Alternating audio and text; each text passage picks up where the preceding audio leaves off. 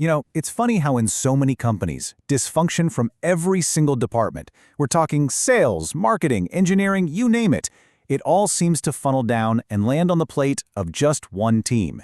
Today, we're going to see exactly how that happens by looking at a single, frankly disastrous meeting that tells a universal story.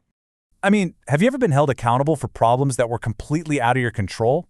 If you have, you are going to recognize our protagonist, plant manager Denise Cobb. She is about to have a very, very bad day. So, the meeting kicks off and boom, the first brutal fact hits the table. On-time delivery is sitting at a dismal 67%. That means literally 1 out of every 3 orders is going out late. Not a great start. And just when you think it can't get worse, oh, it does. Customer returns are up a staggering 18%. So for the products that actually manage to get out the door on time, a whole bunch of them are coming right back. And then the final punch to the gut. The cost of scrap, bad parts, failed products, has ballooned to $2.3 million.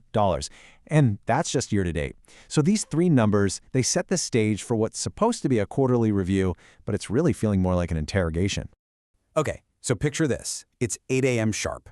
Denise is in the hot seat, staring across the table at the VP of Operations, Gary, with those 3 really ugly numbers right there between them.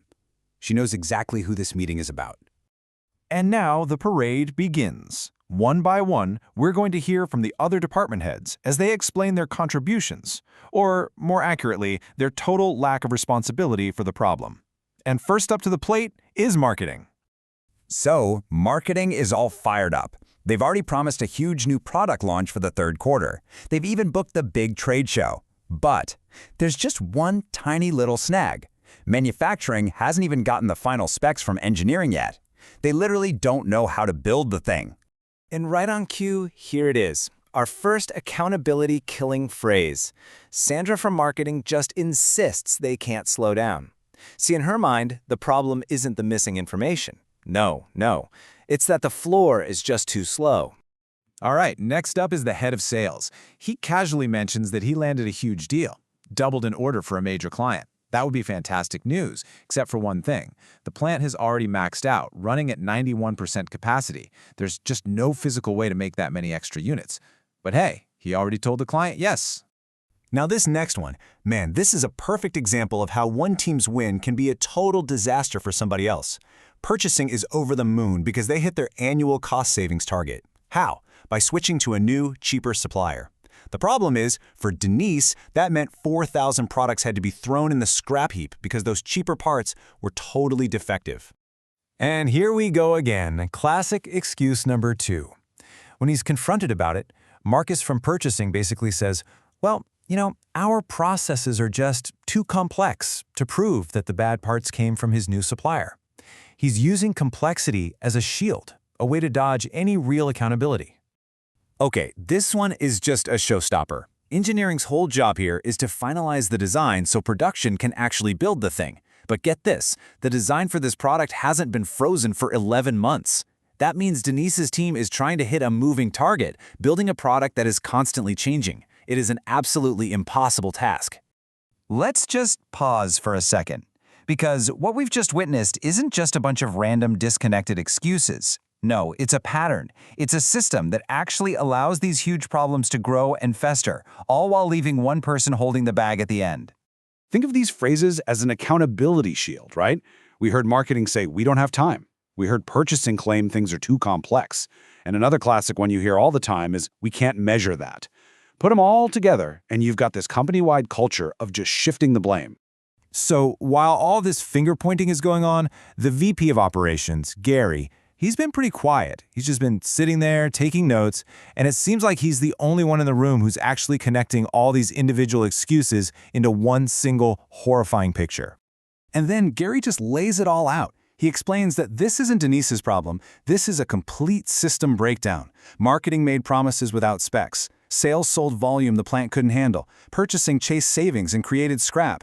And engineering, well, they couldn't finalize a design for nearly a year. Even HR and quality are part of it, unable to figure out why people are quitting or where the defects are coming from. And this is what he was drawing on his notepad while everyone was talking. It's so simple, but it says everything. He drew a box and labeled it the floor. Denise's world. And then he just drew arrows pointing at it from every single other department. All their problems, all their bad decisions, all aimed right at manufacturing. So after laying all this out, after literally showing how everyone in the room is responsible for this mess, Gary turns to the one person who's trapped inside that box. He looks Denise straight in the eye and asks this absolutely devastating question. What are you going to do about it? Denise just takes a beat. She looks at everyone at the table, she looks at those horrible numbers on the screen, and she looks down at Gary's drawing. And then she says what might be one of the greatest lines in business history. And I promise you, it is not a joke. I'm going to need a bigger floor.